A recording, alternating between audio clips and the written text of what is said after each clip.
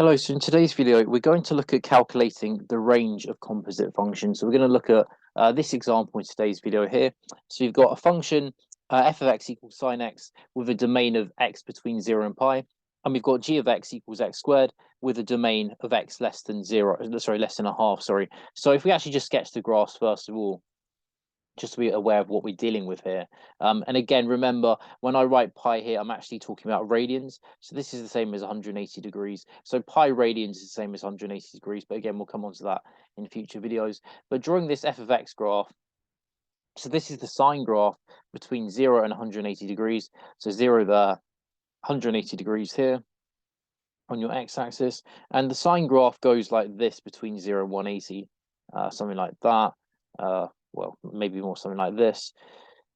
Maybe not, maybe something more like that where it actually touches the value there. Sorry for that. So yeah, it goes between there and it's got a height of 1. So the sine wave goes between -1 and 1. But in this domain here, specifically, f of x will just look like that there. So that will be our graph. And then for this other one, this g of x, y equals g of x. So it's the y equals x squared graph. But instead of going for the full range of x values on the real number line, we're going between, well, -infinity and a half. So half is there. So actually, it's just a normal quadratic, but this function is going to look like this. So it's going to stop at x equals a half, but continue on the negative side of the x number line there. So that's what our g of x will look like. Okay, so let's before we look at the range of functions, let's start with this f of g of x first. So we're going to worry about the f of g of x first, so the f g of x. So you may, again, this is the notation you've probably seen in your exams. So f g of x, that's probably the notation that will be in the question. So let's first of all calculate the domains. This is what we did in the previous video. So let's think about what set of x values make this function exist. So for f of g of x to exist, we need, so it must be true that x is less than a half. Why is that? Because, well, we need g of x to exist. In order for the number, well, in order for this thing to exist, the number that we're plugging into the function f must, well, better exist. So therefore we need x to be less than a half because that's our domain for g. Okay, so we need this, that's our first point.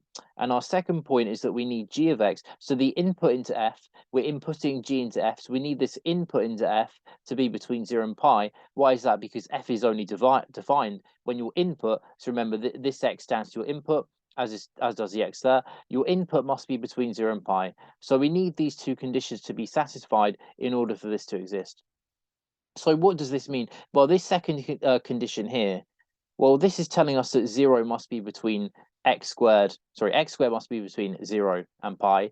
Okay, so what does that mean? Well, in other words, what that really means then is that, I mean, if we square root everything there, so it's telling us that basically x must be between 0 and the square root of pi, or alternatively, x can be between 0 and negative root pi. So why is this true? Well, it's because if you think about the squared function, y equals x squared, you've got two possibilities, haven't you? So x squared has to be between 0 and pi. Let's just say that pi is up there. So we know that it's got to be, the x values have got to be between this number, negative root pi, and this number here, positive root pi, but it can't be equal to 0 because the function is not allowed to be equal to 0. We've got to, for f to be defined, we've actually got to be bigger than 0. So actually we're not allowed to be 0, but we can be between 0 and root pi and minus root pi and 0. Okay, so that's x. But okay, we need this to be true as well. So we actually need x to be less than a half. So we've done this second bit. So this is our second condition sorted. But this is our first one that we've got to think about. So we need x to be less than a half. And also so basically the intersection symbol. And we need either of these to be true. So we need 0 to be less than x, less than root pi. Or, again, I'll put this in like square brackets there, or minus root pi to be less than x to be less than 0. So that's what we need. So if we think about our number line, where does this x less than a half intersect with this x between minus pi and minus root pi and root pi basically? So let's look at our graph. So X must be between minus root pi and 0. So X must be definitely in that region there. Can't be equal to 0, but it's got to be between also 0 and root pi. Now, half is a smaller number than the square root of pi, so 0.5. So square root of pi, well, pi is about 3, square root of 3, it's approximately 1.7. 1.7 is a bigger number than half. So half is going to be somewhere like here, roughly. So we're not allowed to be bigger than a half because we need this to be, we need X to be less than a half. It's mandatory. But yeah, so basically we can be between 0 and negative pi, this part here, or 0 and a half. We're not allowed to be between a half and pi, sorry, root pi there, because we've got to ensure that X is less than a half, because otherwise this doesn't exist, because we need, for G to exist, we need X to be less than half. So it can either be between 0 and a half or negative root pi and 0. So that would be, that would essentially be our domain for this f of g of x. Let's just write this. Let's just write this here then. So our domain, so domain for f g of x. So that's going to be x is so x is, well, actually let me just make the writing smaller actually, just to keep it on the same page. Oh, let me try that again. There we go. So what's our domain going to be? So it's going to be, so the set of x values, so either x between 0 and a half, or x between negative root pi and 0. So that would be our domain of values there. So this and that would constitute as our domain for the function here. So essentially the blue bits there on our graph here. So that's our domain for the function. Now let's think about how this helps us get our range. So now then, I've kind of drew the graphs again, the f of x and the g of x graphs. So our domain for f of g of x was this region here, wasn't it? This so between minus root pi and 0. Technically, we're not allowed to actually be equal to pi, so just put like a dotted line there just to emphasize that. But essentially, that is our domain there. So x values between negative root pi, 0 and 0 and a half. So that's our domain of values here, really. Okay, so the range of g of x in this domain. So what's our range? Well, we can see that the range of the graph just by looking at the height of the graph here. So it goes between 0 all the way up to pi. So that's our range here. So that's our range. So we can say that the range of g of x with this domain, specifically this domain, is going to be 0. So the set of y values, let's just write this in set notation. So set of y values such that y is between 0 and pi. So that's our range of g of x with this specific domain for f of g of x. Okay, so y's got to be between 0 and pi. So for this f of g of x, we're inputting into f values between 0 and pi. So we're inputting values between 0 and pi. So we're going to put in, basically input values of g of x into f between 0 and pi, because that's what we've determined there. So basically, yeah, we're inputting everything on this number line here. We're inputting everything in this domain there, and so we get a range. We can see from the graph here, because the sine graph has a height of 1. We can see that this is going to be our range for f of g of x, because actually the domain for f of g of x in this case, so the domain of values that we're putting in to the f function for g is actually going to be between 0 and pi, which actually constitutes as this domain here, the domain of f. So actually, yes, the range, so the range of let me just write this again. So the range of f g of x, so that's going to be again the set of y values such that y is between 0 and 1. So y between 0 and 1. So the range here is actually the same as the range of f. So the range of f there is the same as the range of f of g, and that's because the set of g values that we're inputting into f is between 0 and pi. And again, we can see that because the domain of f of g of x is between minus pi and a half, and the range of g, therefore, in this domain, with this domain, is 0 to pi, but the domain of f is 0 to pi anyway. So actually, we get the same the same range for this one here. So that would be our range for f of g. Now let's look at the domain of g of f. So now we're going to focus on g of f instead. So again, these are our functions up here, just to remind yourselves of what they were. So for g of f of x to exist, we need two things to be true again.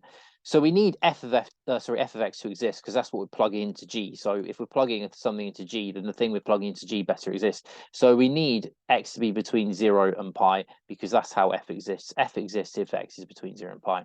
Okay, so we need that.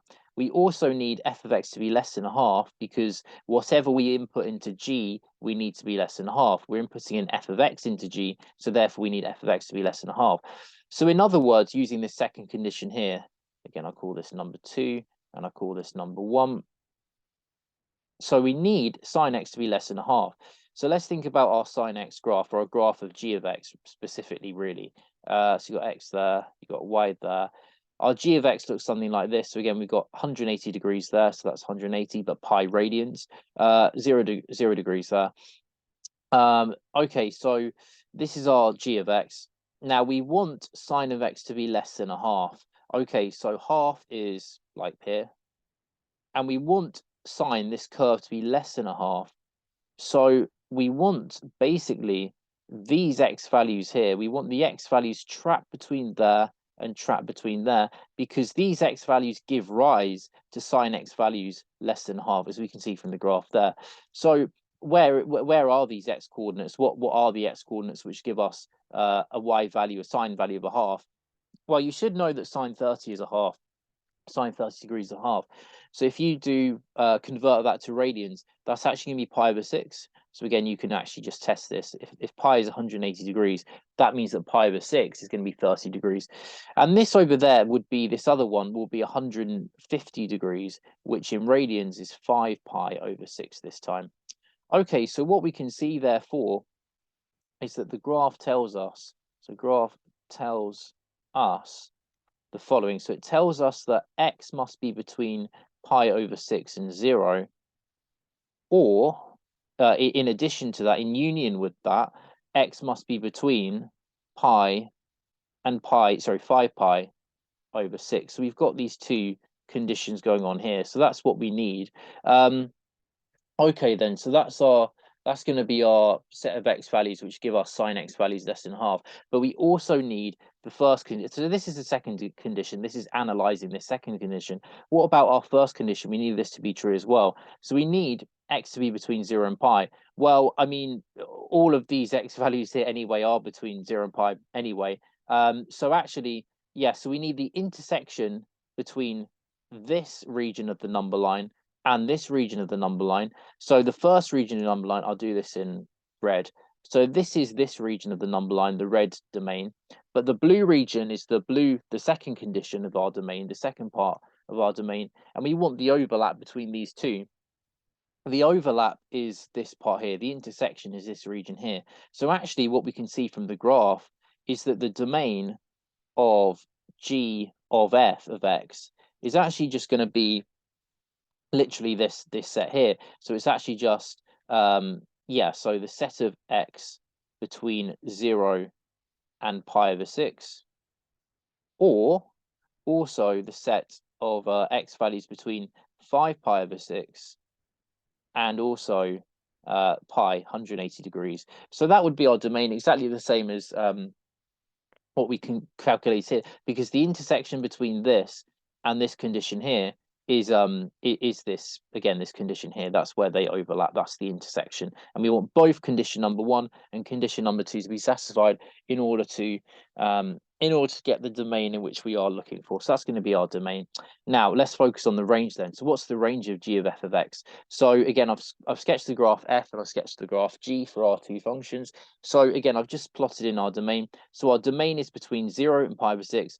And also, or as well, I should really say or, because it's in union. These two sets, we're taking the union of that set, then the union of that set there. So that's our domain. So if that's our domain, the range of f of x in this domain, what's the range going to be of this function? Well, again, let's just go up here. That gives us a half, because we know that sine 30 is a half. And let's go up here again. well, we know that sine of 150 degrees is half as well. So our range is actually going to be, as we can see from the graph, if we just take this domain of x values on the x-axis, our range is going to be this. So our range is going to be between 0 and a half. So the range of f of x in this domain is the set of y values such that y is trapped between a half and trapped between 0. So that's going to be our range for this. Okay, so now let's think about this then. So we're plugging in, so if we're doing g of f of x, we're plugging f of x into g. So we're plugging these range values, these y values of f into g. So we're plugging numbers between 0 and a half into g, because that's our range of f of x with this specific domain. So we're plugging in numbers between 0 and a half into g. Now, what do we get if we do that? Well, 0 squared, remember that g of x is basically x squared. 0 squared, well, that's 0. Half squared, well, that's going to be a quarter. So this is actually a quarter up here. So our range of g of f of x is actually going to be this part here.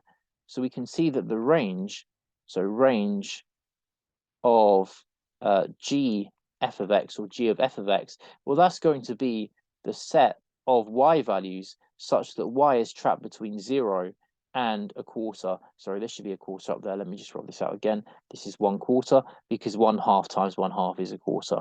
So a quarter of that. So yeah, that's going to be our range for g of f of x. And again, that's just by analyzing the fact that our domain for this function is 0 to pi and 5 pi over 6 to 0 to pi over 6 and 5 pi over 6 to pi. Those are the two parts of our domain. These give rise to range values between 0 and a half, and we're plugging in values between 0 and a half into our g function. 0 is here, a half is here. If we plug in numbers in this range here, in this like set there, we're going to get g values between 0 and a quarter. So therefore, the range of the entire function g of f of x is values between 0 and 1/4. So that's just a summary of how we can calculate the domain and range, also really focusing on the range today, of composite functions. So the idea is that to calculate the range of a composite function, you use your domain of your composite function to then go ahead and find out what acceptable range of values you can have for your f of g of x or your g of f of x. So that's how you would, in this example here, how you can calculate composite functions, the ranges of composite functions.